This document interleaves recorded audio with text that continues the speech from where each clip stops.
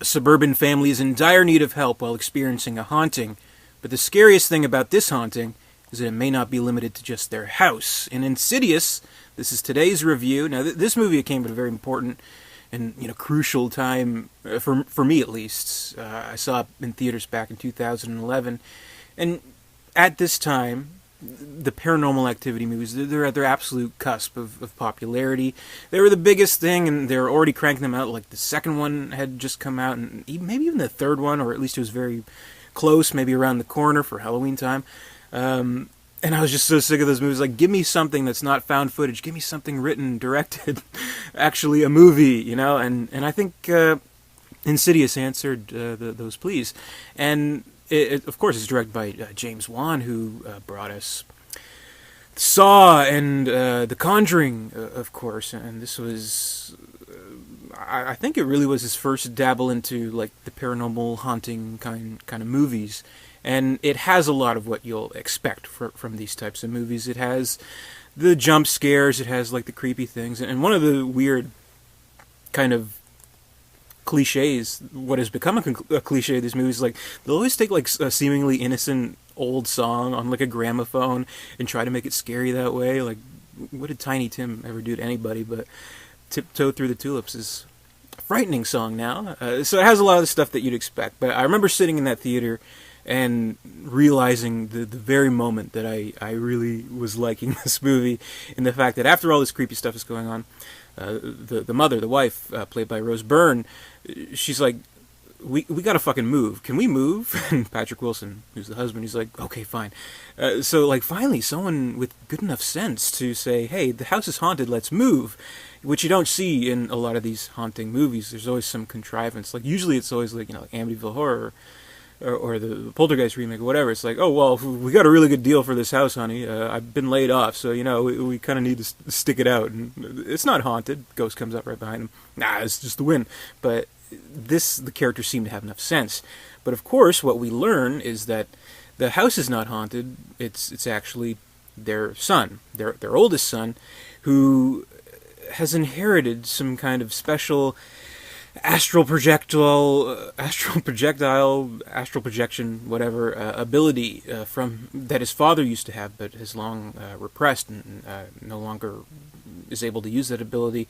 And he brings something out of this netherworld that's haunting them, and that's actually holding him hostage and causing the kid to be in a coma, which I think is very interesting because, it's not just another type of haunting movie in that sense. It has something a little bit different, which it gives it its own kind of unique flavor. I think bringing these new types of ideas, kind of like space age, new hippie kind of stuff, like, oh, there's other dimensions that you can travel to in your sleep, and all that stuff, I think is really cool. And there's a good kind of drama between the family. There's a little bit of tension between husband and wife, and Patrick Wilson's mother is played by Barbara Hershey. She has been keeping the secret all this time, and finally kind of unearthing these dark secrets and figuring out, well, what do we do now? And in the solution, they bring in kind of this medium who is played by Lin Shaye, who is probably the highlight of the movie, in my opinion. A very pleasant treat for horror fans, I would say. Like, if you're a hardcore horror fan, you know who Lin Shaye is. Of course, the sister of Bob Shaye, who's the producer of Nightmare on Elm Street films. She was even the teacher in the very first one. Here she has, this is like probably her best role since like Something About Mary, where she played like the wacky neighbor who had the really saggy boobs. Do you remember that part? That was funny. Anyway, she plays this medium who knows the score. She knows what's going on. And it is such a great performance. And I think with these types of characters, whether it be, priests, mediums, exorcists, what have you, we need to have a good actor in that type of role. We need to have like a true believer. We need to have someone who convinces us, the audience, of this bullshit, basically.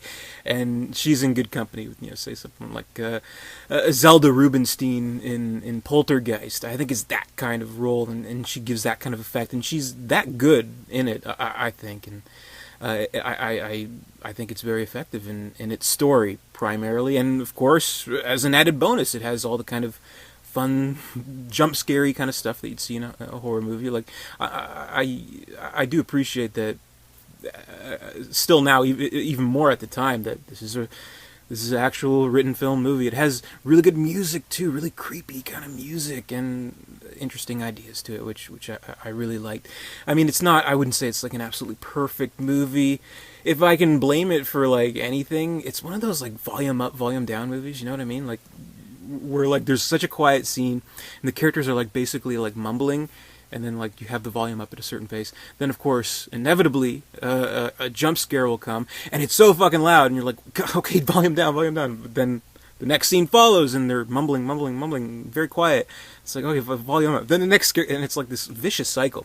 And even in one part, there's a jump scare followed by like the home's security alarm going on. So I have the volume all the way up. Loud scare just happened. A security alarm's going off. I'm losing my mind. What the fuck is going on with this movie? But maybe that's me. Maybe that's my sound system. But it seems to be one of those movies which can be, like, sincerely, really, really annoying. So I mean, there's that. But I do like the story and the scares and the atmosphere and the great music, and James Wan's direction is very much on point.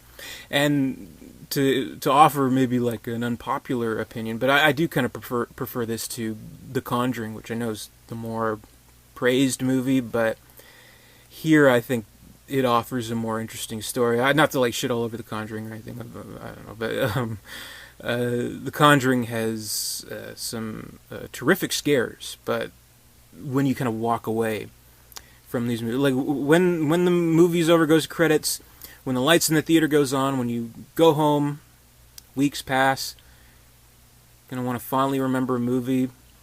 I think this one stays with me personally more, and I think the story is more innovative in a sense of what kind of new things can we bring to the horror genre, which I think this movie delivered on. And again, very scary, very cool ideas to it. Good acting. I mean, we have legitimate actors: Patrick Wilson, Rose Byrne, Barbara Hershey, Lin Shaye, who's great. Kid I don't love, but like he's in a coma for most of the movie, so whatever. I mean, he's the fucking kid from, what was it, Iron Man 3 and Jurassic World. Here at least he's in a coma. So I think it's a very strong horror film. Deals with these interesting ideas, and not just, it's kind of out there, astral projection, netherworld, demons, kind of ideas, but a universal sentiment in family. You know, it's all about family. It's all about the great fear that a father and mother may have of wanting to protect their family unit, and I think it's very strong in that sense. And I like it. Watching it again recently, I think it really holds up, and I think this is an excellent haunting film. It does the trick. So that's my review of Insidious. Thank you very much for watching. This is 31 Days of Horror on my channel, 2016. So keep watching for more. I'll have a new horror review every day. So until then, stay tuned, stay scared, comment, rate, subscribe, all that good stuff. And until next time, I'll see you later.